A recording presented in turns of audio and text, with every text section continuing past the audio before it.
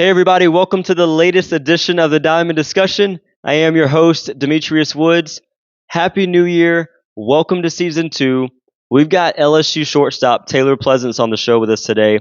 She's going to detail out her softball journey thus far, and she's going to give us some insight on how LSU is going to be preparing for this upcoming softball season. So, with that being said, let's get started.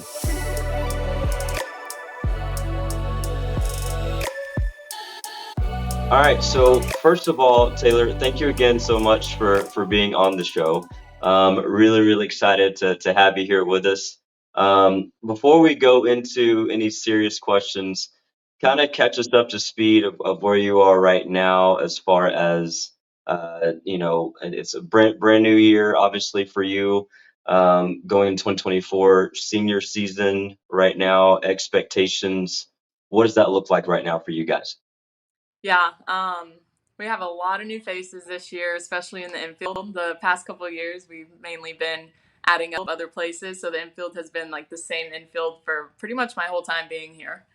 Sure. A lot of new faces there, so that's really fun to be able to go around at practice and just like refresh myself too a little bit of the things we do here and like just staying on topic, staying on brand of what our culture is. But I'm really excited for this year. A lot of returning players, like I said, and just really urging to get back on the field. That's awesome. So, and you mentioned also this is kind of your first time being on a podcast. Just being candid, how do you feel? Like, are you nervous at all? Like, I know you've been in the spotlight for a large part of your life. So, what is that feeling like, I guess? I'm always nervous. I'm not the best public speaker, so this will be interesting. Okay, cool. Well, let's jump into it. I want to take our audience a little bit down memory lane, kind of going into your background some. And just to kind of start off a little bit of a fun question. So I read where I guess it was around age 9, right? Like there was a chance that you'd become a pitcher. Talk me through that a little bit. Like, I mean, what are you, like 6 feet? 6 feet tall? Yeah. Okay, so obviously every pitching coach loves the idea of that, I'm sure. So what happened? Like, why didn't that materialize? Okay, so I was like 9 or 10, and I was playing 14U league. Like I was still on a travel ball team, but for I guess the off season, I decided to do league. I'm not sure why, but I was a pitcher, a catcher, and everything. My dad threw me wherever was needed, Yeah, and I tried pitching, and he was like, "Okay, like you're kind of good. Like let's go practice more." I'm like, "Oh, I don't really want to." So he told me, he said, "If you want to be like a good pitcher, you're gonna have to practice every day." I said, "Okay, well then I don't want to pitch." yeah, That was the young me. Now I I would get be it. down to do that. I totally get that. I mean, and pitching is such like it's like on again. You can't be on again, off again with it. You have to Yeah, be that's where I super was. consistent for sure. So I guess on that vein, has that given you a different level of respect for pitchers at your level right now? Oh yeah, yeah. I still like to fool around every once in a while and throw one pitch in the bullpen and be like, "Coach, look what you're missing out on." I have one pitch, so it wouldn't do much. I got you. Totally. So talk me through, I guess, middle infield. I mean, I know there's middle infield is, it's such a fun position to watch unfold, obviously, but you being a shortstop, kind of being that captain of the infield, captain of you're in the middle of everything, right? Give me some background on why you fell in love with maybe that position specifically. Yeah. So for the longest time, I really didn't care where I played. Like even my first year of 18s, I was second base, first base, right field, like wherever really. Wow. Um, but I just felt most comfortable at short. I don't really know what it was, but I don't know. Like I'm not the most talkative person, so at first they're like, if you're gonna be a shortstop, like you gotta talk to everyone, like you gotta know what's going Yeah. on at all times. And I'm like, okay, that's kind of scary. But um, I think I just felt like more confident there, like in my body. Like I felt like I could do more stuff Sure. being there.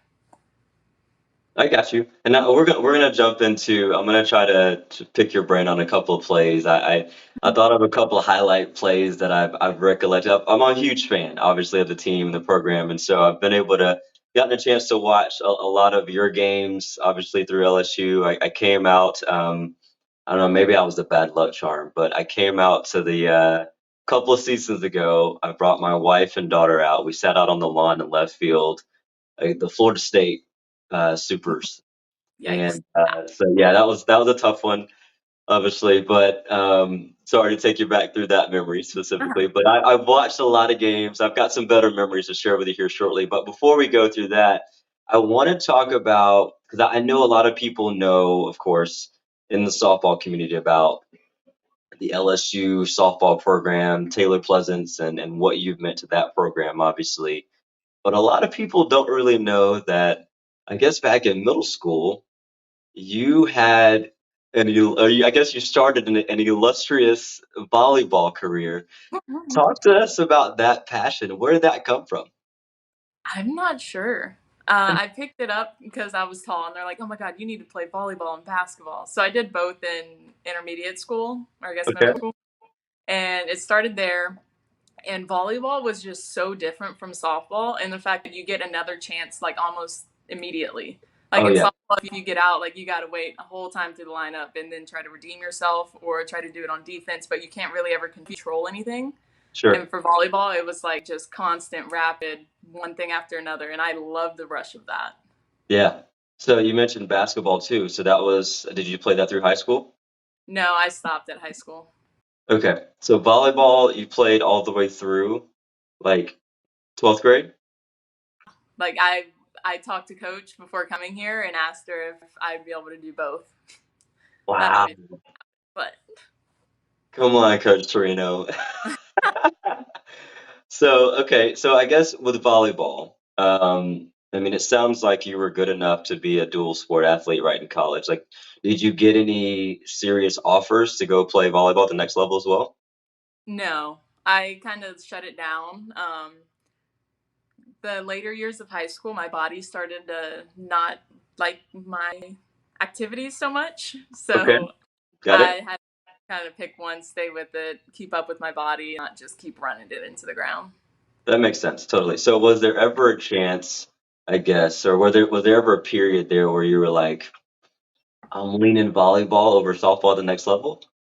No, I never did that, but I would always say like in high school I was like, "Oh, I love volleyball way more than I love softball, but I feel like I'm better at softball." So I just chose that way. Sure, I got you. Okay, that's cool. So I want to take this one step further as far as kind of giving some people some background here before we take a quick break.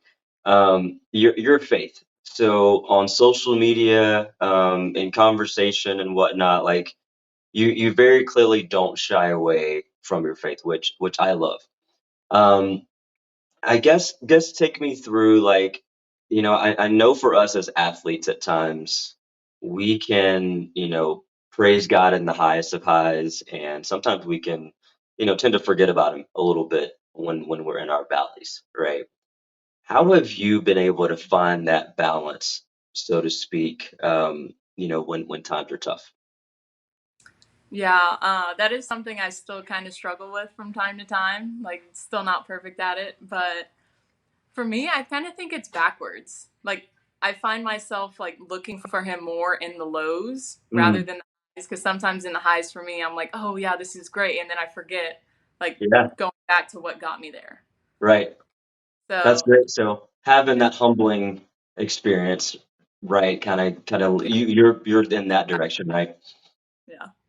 So is there a passage of scripture or a verse, I guess, that when like you said, when you are in those valleys that you kind of lean on more than others to kind of get you through? Is there, anything like that that you kind of point to?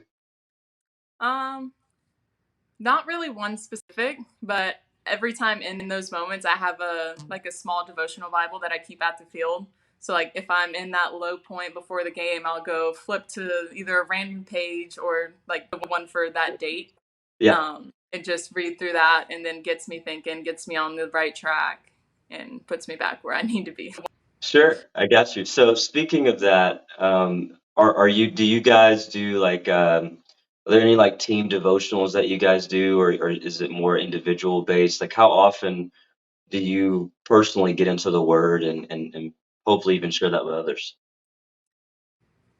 Yeah, we do, or it's not like a whole team thing. It's mainly individualized, but we have FCA and women's Bible studies. So women's Nice. Bible studies Sundays.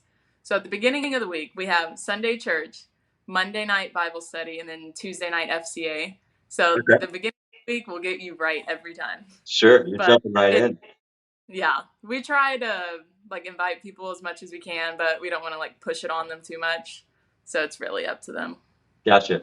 That's really cool. Really cool. So they're on campus. I've been to campus there. Is that like a do you guys have like a church setting or like a chapel setting, or is that just you meet wherever you can meet? No, we meet in well, Monday nights is at the FCA leader's house. It's we call it Stroop and Salad. His last name is Stroop. Okay. So soup and salad, little play on words. But for FCA, we do it on campus in the Lawton room, which is like right in front of the football stadium. Okay. Very cool. Yeah, I that love one's that. for all athletes. For everybody. Yeah. Okay, awesome. Good deal. Well, let's take a quick break real fast. First of all, thank you again for sharing your faith on that. Like I said, that's something that means a lot to me, and I know a lot of our audience and our community members are kind of intrigued and interested to hear like what that's like for athletes, especially at your level. Like, and so to hear for you that, that's kind of backwards, where you really lean into him more when you're in your valleys. I think that's important for all of us. So we're gonna take a quick break and pause, and we'll be right back. Hey everybody, thanks for pausing with us. I just want to take a quick second to shout out Impact Financial Alliance. Everybody's kind of preparing for tax season as we go into the spring portion of this year. I just encourage you to make sure you don't pay too much in taxes. So if you have any questions about what that could look like, check out our website at Impact Financial Alliance or give us a call at 706 431 8483. Thank you. All right, guys. Welcome back to the show. Want to catch you guys up to kind of give you some insight on where Taylor is now and where she is going, going into this next season. But Taylor, for you, I know this past summer was a busy one for you, right? And before we go into the softball side of things of that, tell us a little bit about what you do for hobbies. I know summertime's hopefully a time to maybe slow down for a lot of people, but for you, is that the case? Like, are you trying to? I know you're trying to balance a lot of different things. So, what does that summertime look like for you? Yeah. It's a lot of family time during season and like just during school period. I don't make it home very often, and I have quite a few nieces and a nephew that enjoy seeing me. So I always make it a point to make them the priority in the summer, and Yeah, then during season, like they know I'm gonna be busy. I'm trying to win a national championship over here with the team, so I can't do that from home. But just trying to do that and stay on top of it for softball wise. Like I enjoy working out. I enjoy playing basketball. Like Oh, street ball with my niece. Like she just started playing basketball in middle school, so okay. she wants me to come over and practice with her. I'm like, yes, I love this. So that also is kind of my workout some days. Gotcha. So how's the jump shot looking? Depends on the day. I hear you.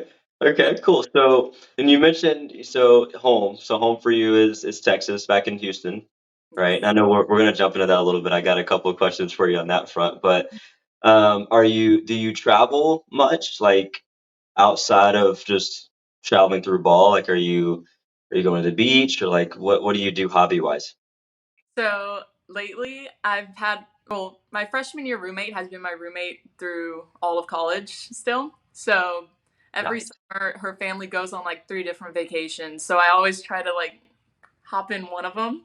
So the last couple of years, it's been a beach house. And this last summer was Vegas. And that was my first time ever going to Vegas. So that was really fun. But just try to unplug every once in a while and just have fun, still live life.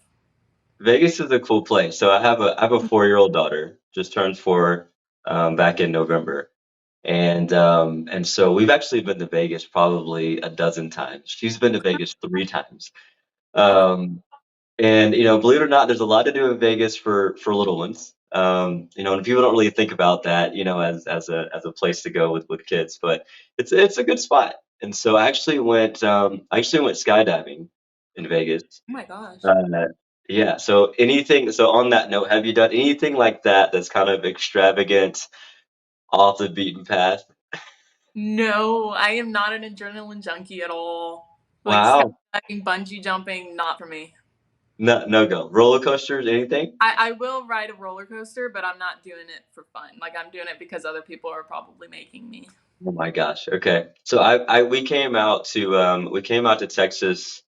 Man, this has been 8, 9 years ago, and there's a Six Flags out there because we have one here in Georgia that I think is pretty awesome. But there's one out there that we went to, and it was pretty fun. It was pretty chill. So, roller coaster wise, has that always been the case for you? Like, never been open to it without friends?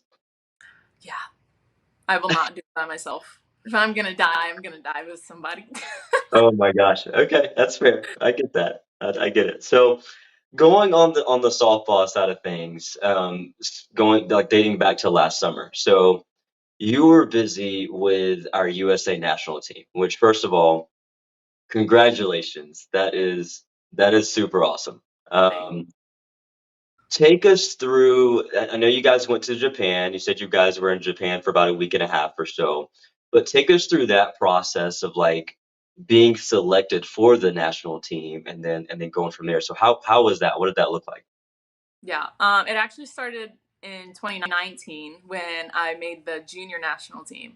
So that one was really fun. First time I was like, whoa, like these people are really, really good. Like I don't know if I can play. Yeah. And play every game, which was also new for me. So getting to see a new side of the game was like really eye opening, and it felt made me grow because I was able to see things that I wouldn't normally see if I was playing. So that part was cool. Then I've made the team, I want to say twice now, for different rosters. But every time I go, I learn something new. Like the first time I was on the actual women's national team, I was with Hannah Flippin, which is the best defender I have ever seen. And Okay. to, like practice behind her. Like I didn't play short with that team. I was mainly at first, but I like learned a lot there, and I was able to bring it back here, like on actually playing defense, and then also being a leader and just being a great person, really. Yeah. But every time I go, we have the best time. I learned so much. This last one was with a college roster, so it was everyone who still had college eligibility, and that was also cool. Got to play with Aaron Koffel. That was fun. Just being able to take little nitbits from everyone and put it all together, I think Sure. is really cool and a good, cool opportunity to be a part of. That's cool. So I guess on that note, like you talked about bringing some of that back with you to campus. What does that look like? I mean, you talk so being a leader, that kind of thing. How are you bringing some of that back to campus in terms of sharing that with some of your teammates? Because I mean, obviously, this is an experience that you're getting that obviously everybody doesn't get a chance to do. So, Yeah. First, with the leadership aspect, like I was never really a vocal person. Like we talked about that earlier, right, but everyone was always like, "You're at short. Like you need to be vocal. Like you just need to talk more." And I'm like, I don't really know what that looks like. Like, what do you want me to say? So right, being able to play with Hannah Flippin is when I learned like the things to say in certain moments, or like Haley McClinney whenever we're in a huddle, like things to say to like hype people up, but still not like overdo it. right. So that helped a lot. But also just like experience, like just like with the job, like the more jobs you go to and have, the more experience you have. I think it was similar in that aspect too. Like I can talk on a whole bunch of different or a whole bunch more aspects of the game because I've been through some other things. So Absolutely. yeah. That's cool. So this summer, you guys were in, like you said, you were in Japan. Were you guys in Tokyo specifically, or? We went to three cities: Wow. Hiroshima, um, Oh, what was it? Oh, it was so cute. Iwakuni. That one Okay. was the first one I went to. That one was cute. And there was one more, but I do not remember it. So, outside of the softball aspect of it, did you guys get to see some of the city a little bit just to kind of explore? Like, what were some interesting things, or what was different about those Japanese cities versus, I mean, I guess, what we experience over here in the States? Well, one, it's a lot cleaner. Like everywhere you go, you will not see trash on the ground. Wow. Second is transportation. Rarely anyone drives there. It's everything's mainly by train. We did get to ride the bullet train going from city to city, so that was also a first for me. Hmm. Um, but it's really clean. Everyone's really friendly. A lot more people speak English than you probably would think, though. Like you can still like get around what you need to, like being only knowing English. Yeah, that's interesting. 'Cause that was going to be my next question. Like, did you have to learn a good bit of Japanese before going over? Yeah. You were All I good? knew one word. We also had a translator with us too, so that was cool. Okay, well, that's definitely a big help. Okay, cool. So, what was that like from a softball standpoint? Like, just what did you guys play a series of games? Was that a lot of training? Talk us through that 9 days on the ball field. Okay, yeah. So, well, one, we left the United States at, I want to say like 12 a.m. at somewhere around there, or like 11 p.m. And we got to Japan at 4 a.m. So we were not able to go to sleep for a very long time. Yeah. We went straight to the field after that, got some training in, then was able to explore a little bit, but we only did a 3 game series for in that whole like week and a half. Okay. So we train at the place, then play a game the next day, travel to another city, have a pregame practice, play, then travel again. So it was a lot of traveling, but it was really cool to see like all the different parts of Japan. Like I want to say we Yeah. started at the most, or started in the south, and then like made our way up to around Tokyo. Okay, I got you. And so with traveling, because this you said this was just with the college eligibility players, right? Yeah. So had you many of you guys been outside of the country before, or at least in that part of the world? Um, I have personally my was it senior year? No, junior year. I played for Scrapyard International, and we got to go to Japan to play one of their college teams. So that Wow. was pretty, yeah. Um, It's, Different it's- city though. It was not what I was expecting the second time. yeah. Uh, but I've been out of the country a couple times. I want to say most of the girls have. Okay. Nice. That's pretty cool. So if just on that vein, I guess, what if there was any country that you want to visit, money aside, country to visit, where is it? All of them. But I really want to go to Italy. I don't know why. I think I Really? just like I want the pasta. I just want to see what that's like. Listen, I will tell you, pasta is that's my favorite dish, first of Same. all. And And yeah, okay. anything pasta I'm eating. Yeah, I'm all about it. So, pasta is my favorite dish. I really want to go to Italy as well. I've been to France before, so I've been close. Same. But Italy, you talk about like the countryside and just stuff I've seen on TV and movies and stuff like that. Like Italy seems like the place to go. Australia is definitely a place for me as well. But I'm kind of with you. All of them would be a valid answer. So, Yeah. yeah. Anywhere. So you are speaking of going places. You're coming to Georgia this week, actually, and so Canton, Georgia, is about just not far north of Atlanta. So I'm assuming you're gonna fly into Atlanta, right? I think so. Yeah. Okay, I got you. So yeah, I'm sure you're gonna fly to Atlanta and then come to Canton for a camp. So the camp is January 3rd and 4th. And so tell me, I know there's others that are going to be at the camp with you. Who all is kind of involved with that, and how'd you guys get this set up here in Georgia? Yeah, so it's with Bailey Castro, former Florida player, and Chandler Stooksbury. And I've done a camp with them before in Florida, which was a couple of years ago, but we had a good turnout. Great people. It was my first time meeting them. And I'm like, wow, I've never done this. Like, it was my first time being flown in for camp. And I was like, wow, this feels so official. And I was just like a sophomore or something. Yeah. But I thought it was really cool. And we had a great time, good turnout. So we decided, why not do it again? So here we are. Okay, cool. So I guess what would be one thing or two? So I know you guys are gonna have, is it all age groups or just like high schoolers or?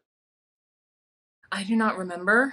Okay. Um, I could pull it up though if No, you you're want me. good. So I guess though, what's one thing or two that you are hoping that the campers can leave with by, getting a chance to work with you, Bailey Castro, obviously, and other, greats in the game. Something that I actually talked about at the last camp I did with them, which I felt like was a really cool takeaway for that age group, was like the mental aspect of the game. Mm, Like at that, like, oh, if I don't get a hit, then I'm horrible. Like I'm not gonna go anywhere, or whatever. Like just a negative mindset and just learning how to flip it or get rid of it in the moment, like in the middle of a game, right. and just having that like mental awareness of where you are. Man, that's important. Gosh. So I guess I'm gonna pivot to that for a second because that is, people talk about like, practice, practice, practice, how to hit, how to run, how to throw, how to catch. But then there's that mental piece, right?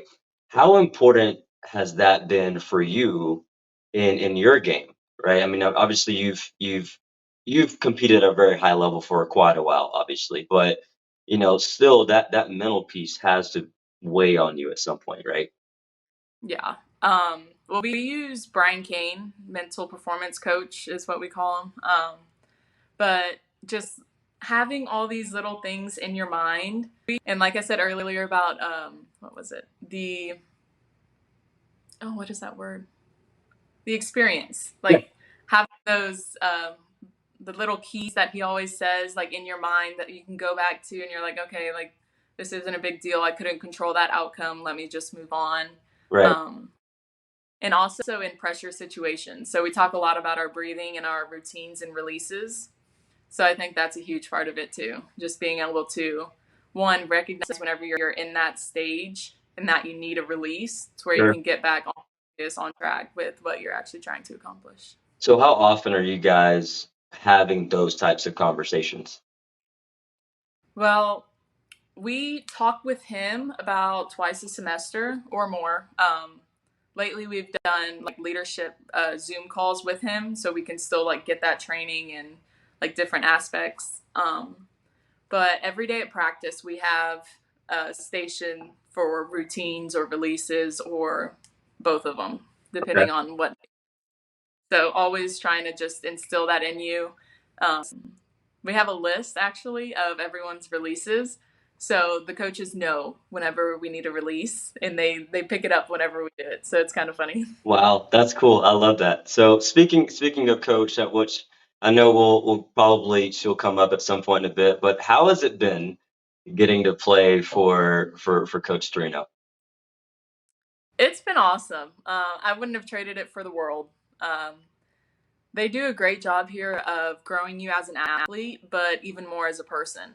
It's Mm, like I was told before I committed here, I'm like, if you want to become a good person and like possibly win a national championship, but like it's not a given, like you still have to work really hard for it, then go to LSU. Like you'll be set for life. Like you're gonna become a great person. You're gonna grow up, mature, all the good things.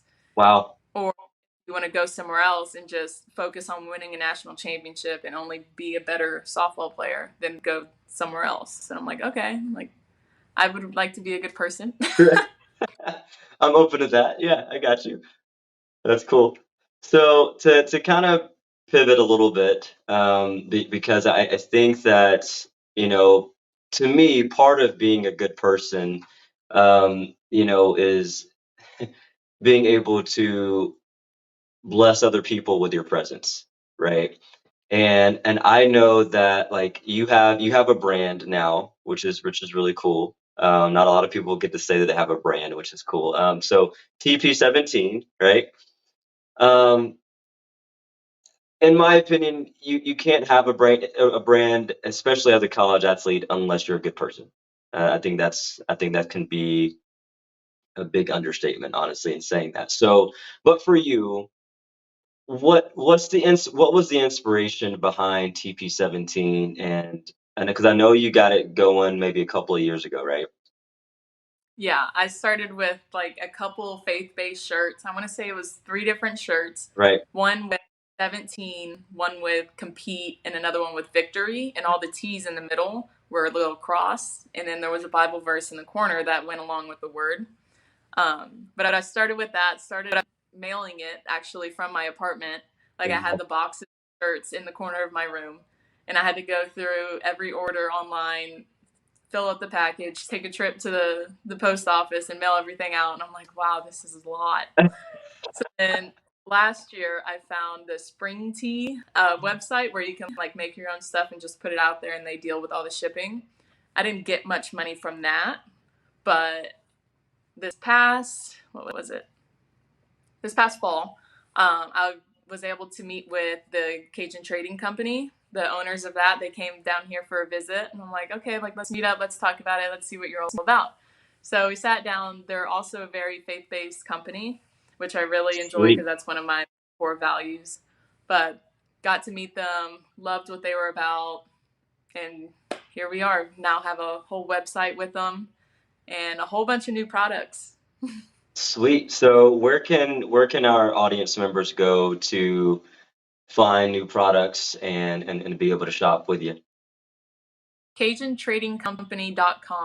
CajunTradingCompany.com/TP17. I Yeah. think it is also my Instagram bio. Okay. So you can find. Gotcha. And we'll make sure that that's in our bio, obviously, as well, to be able to plug this. So, but going back to here for a second on in terms of your brand.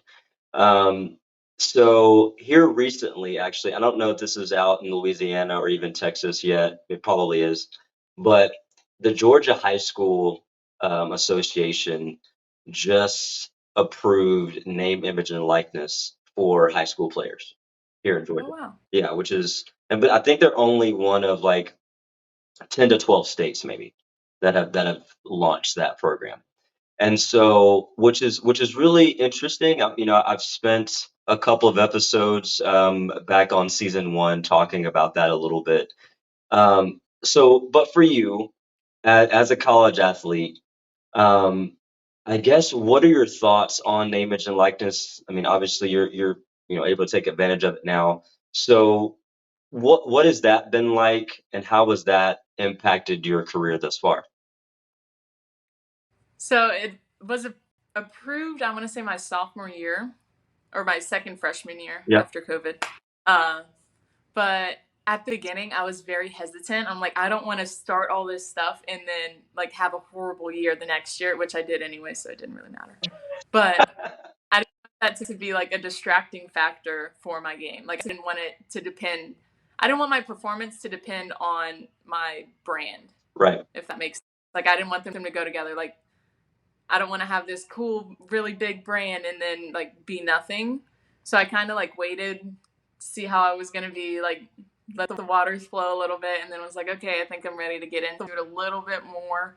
Um, I don't know. I don't like things being about me very often. Yeah. So that I was very uncomfortable with it, but I'm starting to grow in that perspective too. Yeah, I got you. I'm right there with you. So, as you already know, like I started a softball program, a travel softball program back in 2019, and so I could kind of hide behind that shield, so to speak, right? Like it's people because we have multiple teams now, and people introduce me as like the president or the director. I'm like I'm just the guy behind the scenes.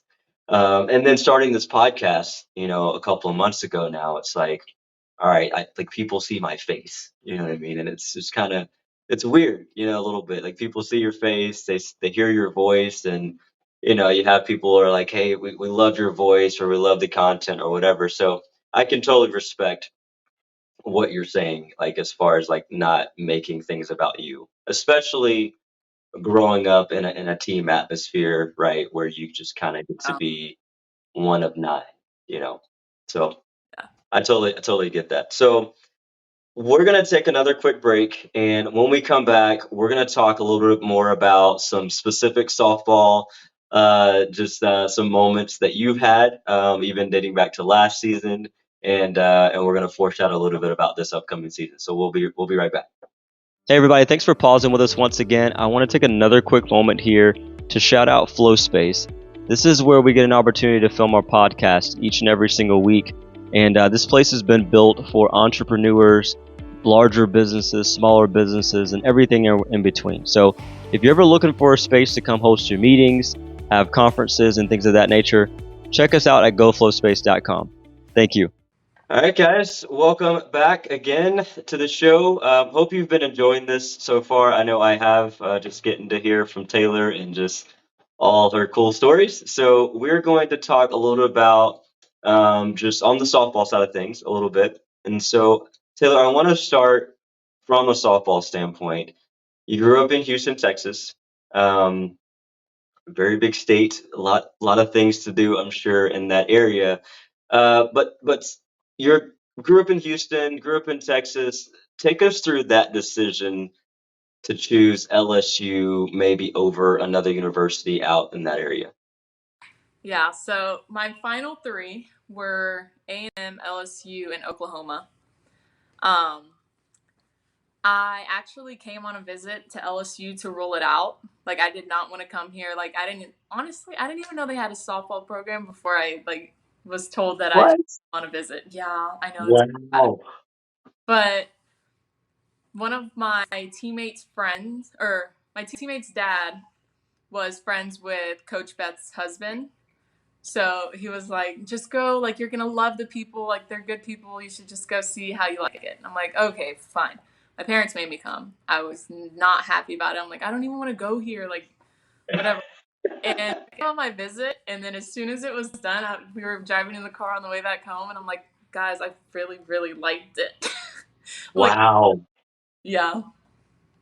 Wow. So what was it? What was the magic about? I mean, was it did you guys explore Baton Rouge or did you guys just go to campus? We really just went to campus. Didn't go much further.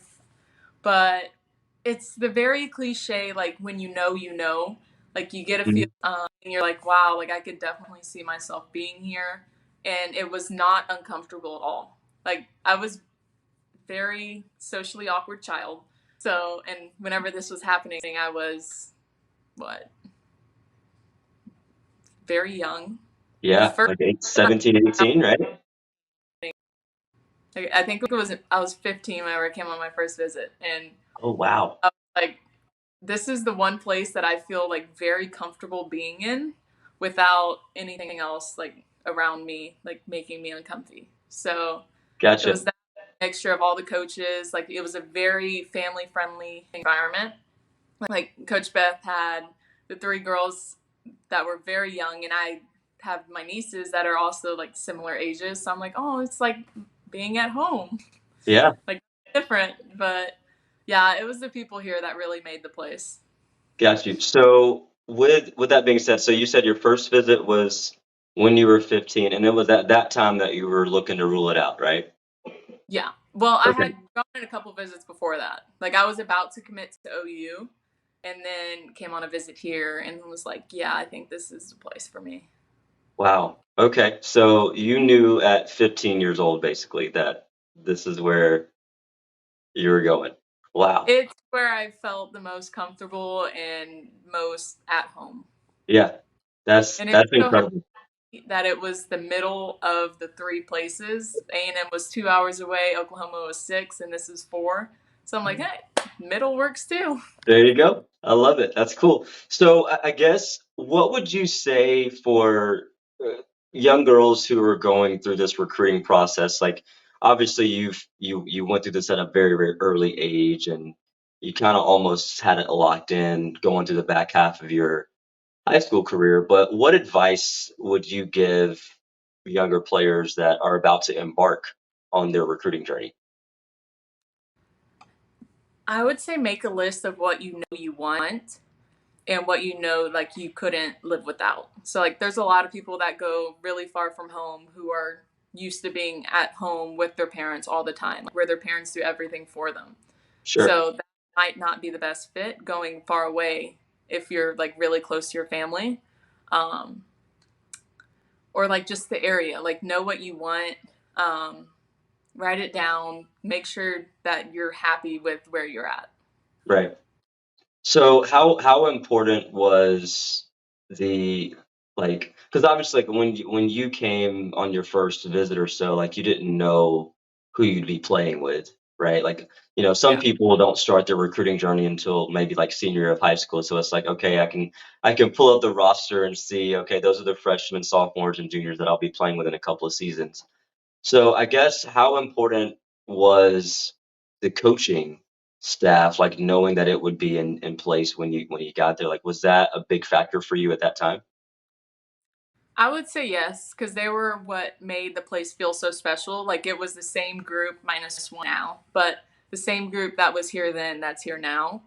And I think that was a huge part of it. As long as with the players that were here at the time, so like Bianca Bell, Savannah Jaquish, Carly Hoover, Yeah. like they were all on my visit. And I'm like, wow, this is so cool. Like they're so big, like big time girls. Like this is so cool to be in one of their shoes one day. But Man, that's yeah. awesome. I love that. So I told you, as you know, I'm a huge LSU fan, and I've seen plenty of y'all's games. And when I think about like an image, the image of LSU softball in my brain, okay, is three or four players, right, greeting you at home plate and you giving us that big huge stomp on home plate after a home run. Talk us through where that came from, how that came, the excitement around that, the whole nine. So it came from Georgia Clark. I was, like I said earlier, I'm not big with attention on me, so I have throughout the whole season really, until the very end, I did not do it. Like I just ran across the plate and was like, "Yay, let's celebrate, whatever." Um, but I did not do it. I'm like, I'm not getting into that. Like that's not me. And then I want to say the first time I did it was a grand slam against Auburn. And I don't know what happened. I just stomped on the plate and everyone loved it. I'm like, oh, that was so weird. So then I want to say like I did it two more times after that, and Yeah. yeah. Wow. Okay, I dig it. So, you speaking of home runs, I guess you've had a lot, of course. But in your collegiate career specifically, I would say, what's one that's been maybe the most memorable for you thus far? Um. Well, what's funny is the first whenever you said like most memorable home run, I did not think of mine. I thought of Allie Newland's. Her first collegiate at bat was a grand slam, Get out. which like, Okay. still today blows my mind. But pinch hit at bat, like I don't even know who we were playing. Grand slam, one of the first couple pitches, and I'm like, okay, this is freaking crazy. Like, who is this girl? Yo, Allie is But a beast, man. yeah, she was playing in those roots because she is here now. But I would say my favorite home run. Mm, I'd have to say that Auburn one. Okay. I It was so loud, like it was just white noise everywhere, Mm, and it was yeah, that one was electric. golly. So, I mean, the fans, I mean, Tiger, I know the stadium gets rocking, like especially if it's sold out. I mean, If it's yeah, you're what not is, hearing much. what's that energy like, man? Being on the field, being surrounded by just that roar. What is that like for you? I love it. I feel like I'm in a little dome and I'm like in my own world. And whenever there's so many people around me, then I feel like the eyes aren't really on me. So then I'm like chilling, I'm good, I'm calm. Yeah, But I don't know. It's different here. I love that. That's cool. So, what? oh, I guess how are you feeling about the upcoming season? I mean, I guess that's kind of like a cliche preseason question to ask, but I'm going to ask anyway. So, what are you feeling about this season? Like, what's the ceiling look like? Those kind of things. I'm really excited. I'm always excited for the start of season, but this year having a lot of returners and new freshman faces that are going to help us a lot. We have a lot of speed this year, a lot of speed and a lot of power. So Okay. be a little bit different in the speed game because in the past we've only had like a couple players in the lineup that were like base stealing threats. But now with all the new freshmen, we might have a couple more, which will add more pressure in different ways. Our pitching staff is just looking great. We have Sydney Burzon coming back from her All-American campaign last year. So really excited about her. Still hate hitting off of her. Don't like doing it at all. She's a beast. Yeah, she is. She makes the ball move like I've never seen. Like it still doesn't make sense to me. But her along with Emily Casanova is really like coming out lately, as well as Emma Okay. Strud. Um, we have Ray Chafin, who is awesome for us. Her and Sydney Burzon are a great like little mismatch there. Yep. And then we also have Kelly Lynch, our transfer from Washington, who is also not fun to hit off of. Like her Yeah. and Okay. Sydney Burzon, the up and the down, I'm like, I don't want any part of this. Yeah, but she's a problem. I've seen some clips of her. I don't see Washington a bunch, but I know that I know that obviously they made a Super Regionals run last year. So yeah, she's gonna be a problem. I'm excited she's on the team. Me too. Because then I Yeah, don't have to hit off of her. that's right. I got you. So with the freshmen coming in, like what is that like? I guess every class, new class of freshmen that come in. For you being an upperclassman now, is there like a big sister, little sister type thing? Like you're taking them under your wing? Like is it more? Are you shunning them? Like how do you make them feel comfortable, ready to go at the start of the season? That's funny you say that. We actually have like little pairs. So at shortstop, it's me and Maddie McGee. And then at second is Carly Petty and Sierra Daniels. And we are always like, oh, that's our little child. So we're like the mother in a way. And then we also have Tori Edwards at first with Raylene Gutierrez. So like all Okay. seniors with all freshmen. And we just like kind of play with that. But they've been great. They make it real easy to like be next to. Like you don't have to worry about them because you're gonna tell them something, they're gonna fix it, and then we're gonna move on and both be better Right. from it. But it's been really cool to have new faces everywhere in the infield. Gotcha. Okay. Cool. So I know that you guys open up the season this year. In terms of SEC play, you open it up with Kentucky at Kentucky, Mhm. actually. So are there, I know like the talking heads, especially on the football side, they're always like, this team needs to circle this, date on the calendar or whatever. Is there a series this season for you guys that you need to circle on the calendar? Like is what does that look like, if any? I don't think so. I don't think we work best like that. Like if we put too much pressure on a certain series, then we're probably gonna like just fall apart during that time. Yep. Our motto is kind of just take it one game at a time. Like you can't control the next game until you get through this one. So this one's like the next one is the most important one. So Yeah. just having that mindset of every game is as important as the next one, no matter who the opponent is. So talking about that mindset, I know like y'all's Instagram hashtag all last season was in our element. Um, what is when you hear that? What does that mean to you? Yeah, so that was our theme last year. We have a new theme every year. It was it made it more comfortable as like it's us against everybody else. Like we're in our Mm. element, and no one else can like determine what that is. Like we have it set. We know what it is. It's pretty much like in our culture. Like that's Sure, kind of how I took it, was like all being together as one in our space. Like we know what we do best and what scenario we do best in. So being able to like take that different places. sure. Okay, I like that. So this season, are you able to share what this season's is yet, or have y'all figured that out yet? Yes. I don't remember exactly what it is. Oh yeah, Okay, it's DealUsIn. So you'll see lots of hashtag DealUsIn. okay, Um, but last year we got really big into card games. It's like every time we traveled somewhere, we'd be playing cards like on the train or on the plane or on the bus on the way to somewhere. So gotcha. deal us in that way. They wanted to do like bet on it, but you can't bet stuff. So Yep, I got you. no gambling. But like in that aspect of like deal us in, like no matter who the opponent is, like we're in the game. Like we're in it until we take ourselves out of it. Like no one's gonna push us out of this. Like it's up to us, really. Yeah, I got you.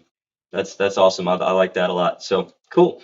Well, there's a couple more questions I want to ask you, but I'm gonna ask this one first, just because it's the first one on my brain. So, and I know that when we were kind of prepping for this show, I started to kind of give you the details of this moment, and you're like, I know exactly where you're going with it. So there's a play back late March of last year.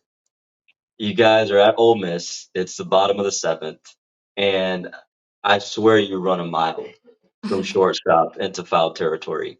It's I guess we're probably, I don't know, maybe halfway into the outfield for a play that way.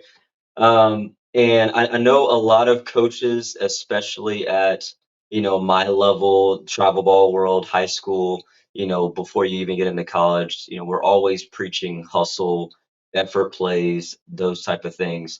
For you, how do you stay locked in, mentally ready, to be prepared for those type of plays? So I actually do this thing where I like imagine myself making like the coolest plays ever all the time. Like right before I go to bed on like the when the next day is a game day. Like it always goes back to defense too. Just like imagining myself and picturing myself making like the coolest plays ever that you probably haven't seen very much of. Sure. But that is definitely one of them. Another one would be diving over the fence instead of sliding into it. But that one works too. Got you. But just that's something we talk about with our mental coach is like mental imagery and how Hmm. it actually gets your body ready for performing the task. So it's like you've already done it, so your body knows how to react to certain things. But like just constantly being ready for everything. And Sydney Verzon was pitching at the moment. And every time she throws her off speed rise, right handed hitters tend to hit a pop up right over there. So I was like kind of ready for a first step that way. And yeah, it happened right where I wanted it. I love that. So, okay, listen, I just heard you say two things that I want to point out real quick to some of our younger audience. So, one, I promise everybody I did not prep Taylor to mention mental imagery at all. But a few episodes ago, back in season one, I talked about how visualization is such an important piece, to the game. And then also you talked about, the knowing the pitcher, who's on the mound, and knowing what pitch, you know what I mean, produces certain outcomes, and you kind of having that expectation. I feel like those are two things that are next level thoughts. Would you agree with that? Yeah, for sure. So talk me through the visualization. I guess you mentioned, before you go to bed, you visualize that kind of stuff. And so, but taking that a next step further, how important do you feel like that has been to your game as a whole? I think it's huge. There has been, well, I've been told there's been scientific studies done on like mental imagery and that it actually makes your responses much quicker than if you were to never do it. Mm. So it's like you are doing it, but you're really not. So we Right. always joke about like, oh yeah, I'm mentally watching myself squat 400 pounds, but I'm not Yeah. actually. But that one was Been, just, been, been there, done that. yeah. Um, but yeah, just running through the plays. We have this thing before every game where we sit down and we have like Brian Kane makes a audio book for us. So we go through the mental imagery and all the body parts and just making sure we're like in the moment and ready to go. So it's something Gotcha. we always harp on. Cool. Very cool. So I love that. Thank you for sharing that. So as we kind of begin to wrap up the show a little bit, just last few questions, and to kind of take the spotlight off of you for a second. And I want to talk about a player that you used to play with, and a lot of people I know at some point she kind of became like the Air Aliyah became like a social media, buzz for Aliyah Andrews. But for you as somebody who was close to her, obviously a teammate, what did her what was that relationship like with her, and what does she mean to you? I think having her on the team when I was a freshman changed like my whole career. Like it changed the way I went about defense. The way she attacks everything is insane. Like you can even see it now in Sierra Briggs, who like kind of filled in for her. Yeah. Like the way they do defense is unreal. Like the diving, like I thought I knew how to dive before I came here, and then I watched her dive at practice all the time, and I'm like, okay, I want to dive like that. Like I want it to look like that. So I Absolutely. did, and I got a little sore. So I'm like, okay, maybe not for me. But just the way she attacks everything, the mental side of her game was so much more advanced than mine at the time. So like always nitpicking her brain, like whenever you're hitting, like what do you look for? Like even though we're completely different hitters, but Hmm. like just the thought process going into an at bat. But she was a huge help in me and in my career. Gotcha. I love that. So with that being said, you talk about your career. Um, it's I guess you signed the dotted line back in November of 2018, right? And you were senior in high school. Talk me through those emotions, what that was like. And obviously you had kind of already made that decision a couple of years prior that you were going to go to LSU, but what was that day like specifically? As I know it's been a few years now, but if you can recollect, what was that like from what you remember? From that day, all I remember is that I had to read a speech that I wrote on a paper. And as I was reading it, my hands were shaking. That's Yeah, pretty much the only thing I remember. And that there were a lot of people that came to support me that still support me today. So that was cool to see all my supporters in one place at one time and it right. being so many. And I'm like, wow, I'm like really loved. And like I have a great foundation to go back on if anything goes wrong, but it hasn't yet. So thank God for that. Yep. But just having that support system through it all. Nothing like having that support at all. I agree for sure. So with that being said, I guess advice wise for a young lady who, I know we just had, National Signing Day a couple of months ago back in November. Um, but for those that's about to take place for them and they're about to do their signings and commitments and things like that, um, how should they handle that? How should they go about that? Taking that pressure off of themselves and just, keeping everything chill. I think the pressure coming off of you comes with your faith. So it's something that I was taught to quite a while ago was knowing your why. So like my why is to like create joy for someone else, like for people watching to come and be like, oh, she looks different. Like she just looks different. Like there's something different about her and it's not me, it's God. So like just having that why that helps you push through and like makes you think that it's not Yeah. about you because it's really not. Like you're being a light, you're reflecting God's light. Like it's not about you. And it also like makes you feel much more comfortable in certain moments. You're like, this isn't about me, this is for him. It's whatever his glory, his plan. Like it's not in your hands. But just knowing your why. Different for everyone. That was mine. But yeah, finding your why and helping you through all the rough times. Because trust me, if you're going to college to play softball, there will be rough times, especially Yep. freshman year when you're trying to figure everything out. Yeah. The challenges are going to come. So Yeah. I think we can say amen right there and just be done. Right. That's perfect. So thank you for sharing that. So we're gonna have one last real quick break, and then we're gonna come back and Taylor and I are both gonna share our thought you should know moments with you guys, and we'll wrap up and sign off the show. Hey everybody, thank you for pausing with us one last time. I hope you've been enjoying the show this far. I want to take a very quick second here to highlight Hike the Mountain, led by Jay Thompson. And what he does is takes businesses big and small and makes sure that they're focused on company culture, building relationships from within, and also making sure that they have a great opportunity to go out and build a successful business. So if you're open to anything like that, check him out at hikethemountain.org for more information. Thank you. All right, guys, welcome back to the show one last time. We're not going to hold you much longer.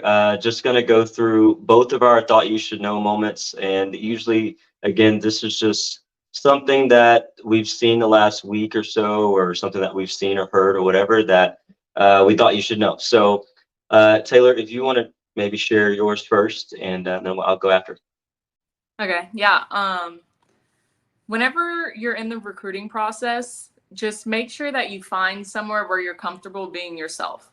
Like, don't go somewhere and be like, oh, like, whenever I go there, I can turn into this person and be this for them. Like, go somewhere where you're comfortable being yourself. Like, for me, I was addicted to softball my freshman year. Like, I was the first one here, last one to leave. Like, never wanted to leave here. And then I kind of like felt weird about it at the beginning because I'm like, oh my God, like no one else is doing this. Like, is this weird of me to do? And then the coaches like reassured me, like, hey, you're doing great. Like, love all the work you're putting in, whatever. And I'm like, okay, so like this is like I can do what I want to do, which is be at the softball field, which is not everyone's top priority, but Right. um, that's what it was for me. But just being able to be comfortable being yourself and not having to hide who you are. And yeah, it's so important because, like you said, I think in order to be able to function at the highest of levels, you have to have some type of comfortability there, Mhm. right? To be able to do that. So, well, my thought you should know piece is also very, very simple. And I can't even remember where I saw it earlier this week, but I just saw this quote though, and it said, don't just aspire to be the best on the team, aspire to be the best for the team. And I think that's important. And Taylor, I'm sure you can agree with that as well. Like it's not just about being number one on the team. Like whatever the team needs out of you in that moment, maybe it's in that game or in that season or in that practice even, right? And you be the best version of who you can be, and kind of going back to what Taylor just said there of just be yourself, be comfortable with who you are, and be what you have to be for the team. So that being said, Taylor, thank you again for being on the show. Any last words before we wrap up? Yeah, I actually have a story that goes with what you just said. Okay. So every fall at the end, we have an exit meeting with the coaches, and we have this paper that we fill out. And at the end, it's like our goals for next season. So mine, of course, is like first one, Women's College World Series championship. Like obviously, that's everyone's college softball goal. Sure. But below that was like All American, Gold Glove winner, All SEC shortstop, defensive team, whatever. Like all the little accolades that were for me. And then coach brought up that like if like those the ones at the bottom don't really matter. Like if you do the things you need to do for the team to get you to win the national championship, those things are going to come. So like those things shouldn't be involved in your process. It should be what the team needs at any certain time. So I thought that was really cool and it tied into what you said. That makes sense because those things at the bottom are virtually they're a byproduct, Yeah. right, of what that initial number one goal is. So Yeah. awesome, good deal. Well, we're going to wrap up the show like we always do. So please, everybody, let all you do be done in love because that is truly what makes the world go round. Thank you so much for tuning in, and we'll catch you next time.